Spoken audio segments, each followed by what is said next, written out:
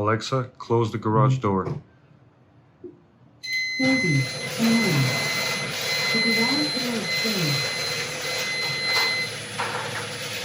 Have you ever forgotten to close the garage door? Or did you ever ask yourself, did I close my garage door, especially after you left the house? I had all of these questions come up frequently, partially due to one time in my life about 20 years ago forgetting to close the garage overnight to discover my portable tool chest missing in the morning. Ever since then, I've been thinking of ways how to know if the garage door is open or closed. At first I considered a garage door sensor from ADT, but it was a $150 upgrade. I knew I could do better. I even considered making my own design of a Wi-Fi enabled garage door opener with a sensor and an app to control it and everything. But then I discussed my plan with a friend of mine and he pointed me to this gadget, a Refoss smart garage door opener, which I purchased with my own funds, so this is not a sponsored video. It met all of my needs and requirements and then some. 1. Provide me a live status on the garage door to tell me if it is open or closed. Give me the ability to close it remotely via the internet if I did leave it open. I also don't want it to be tied into any contract or service. And I want it to be relatively easy and unobtrusive in installation. A bonus that this device provides is that its ability to control it with Alexa or Google Assistant. So it's a pretty neat smart home integration. And all of that for $30. Let's get this gadget installed. Here's my garage door opener. It is made by Genie and the model is Accelerator. It is a corkscrew design garage door opener. Here's the garage where the unit will get installed. I will be running the wiring to the left side from the center. I plan to disguise the wires as much as possible, so I will show you a semi-concealed installation. The box contains a 20-foot wire for a door status sensor and a magnet that connects this sensor. Before doing anything else and following the app's instructions, I would strongly recommend that you find a place where you will mount this door sensor duo first. The reason for that is that the app installation times out really fast, so you want to figure out the placement beforehand. This way you can quickly follow the prompts on the screen. The sensor connection has two suggested locations. One is above the door and the second one is to the side of the door. So the magnet and the switch are catching the door in the closed position. I decided to go with a side mount. All you have to do is find the location where you can have the wired sensor in a close enough proximity to the magnet, which is mounted on the garage door itself. They must be less than 1 inch from each other per manufacturer's instructions.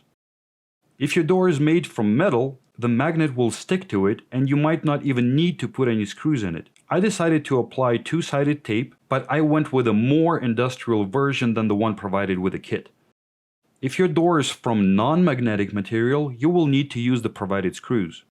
The wired sensor can be mounted directly to the wall, or in my case, I decided to fashion a simple bracket to allow me to clear the door lifting cable, which was getting a bit too close to the sensor. Any mounting method will work as long as you get the signal whenever the door is closed. Since we have not connected the rest of the system yet, you can use a ruler or the width of your thumb to get a general idea for getting a signal. With the sensor position decided and making sure that we have enough wire to run it all the way back to the garage door opener, we can move on to the hardware installation. First, you need to download the eHome Life app from Google or Apple. Then you start it up and create an account. With that out of the way, you are prompted in the app with, "Would you like to install a device now?" Select the garage door opener option, then look for the model of your garage door opener. In my case, it is a Genie Accelerator. If you look on the Amazon product listing page, it has a list of compatible garage door opener models. But from what I gather, it works on most. Throughout the installation, you will be asked to turn on and off your garage circuit breaker. Make sure that you know where it is. You are not simply unplugging the garage door opener from the ceiling. You need to power down the circuit that also flows electricity through the door switch. Now with the power still on, we follow the instructions and plug in the receiver unit. The light is supposed to be flashing, changing between green and orange. This indicates the device is in the pairing mode.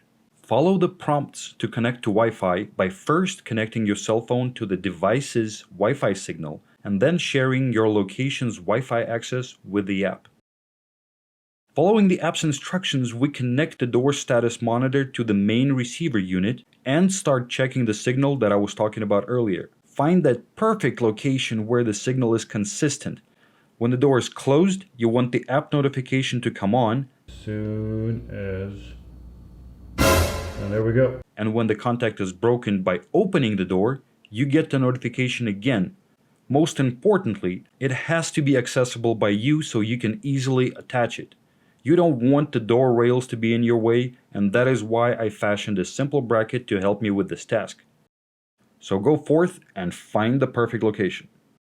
Now comes the fun part of connecting the Wi-Fi receiver to the garage door opener unit. I was frankly a bit disappointed with the app's assistance in this matter. When it gave me a choice to select a specific model of the garage door opener, I expected to receive the instructions which were tailored to my particular installation. The instructions actually provided are very generic. For example, when I was looking at my garage door opener, none of the terminals corresponded to the instructions on the screen. During this connection process, you will be going back and forth to the circuit breaker panel. While you're touching the wires, your circuit breaker must be off. But then after each connection, you want to flip it back on to test it and see what happens. So don't forget this one main thing. If you're anywhere close to the wires, the circuit breaker should be off.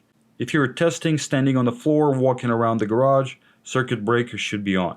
I was able to find my old garage door opener manual, and it showed me the proper screws that connect the door opener unit. In my case, the connection was on these two wires. One good method to try is to connect the two ends from the Wi-Fi receiver to the two screws on the garage door, which have the most amount of wires connected to them.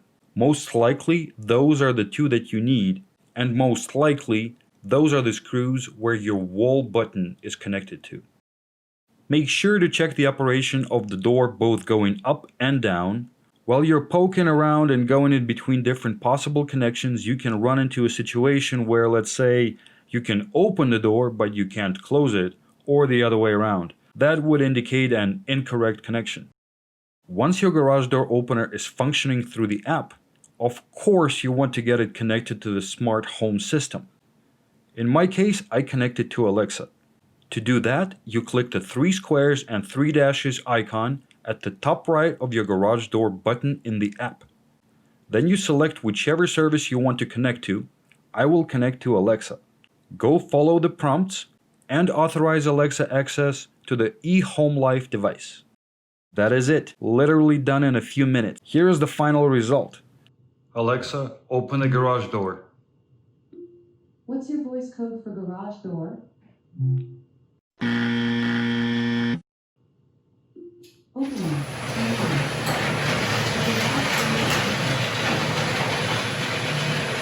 Not bad for $30, huh?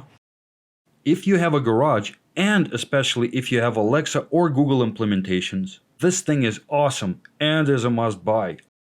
Now you just need to manage the wires. I decided to go with my favorite method of concealing the wires by getting these wire covers. I love using these because they are paintable. As you might have noticed, I'm slowly updating and painting the garage, and this will be great for blending the wire installation into walls nicely. They come in a variety of sizes to accommodate different jobs. I've extensively used them in my office and now in the garage. If you're interested, there are a few links in the description below to a couple of different types that I've purchased before. Thanks a lot for watching. I hope you enjoyed this short smart home improvement project video. If you're not yet a subscriber, please subscribe. Hit the bell icon to be notified when the new videos come out. It has been fun making this video, and I hope to get to see you around. Outlaw out.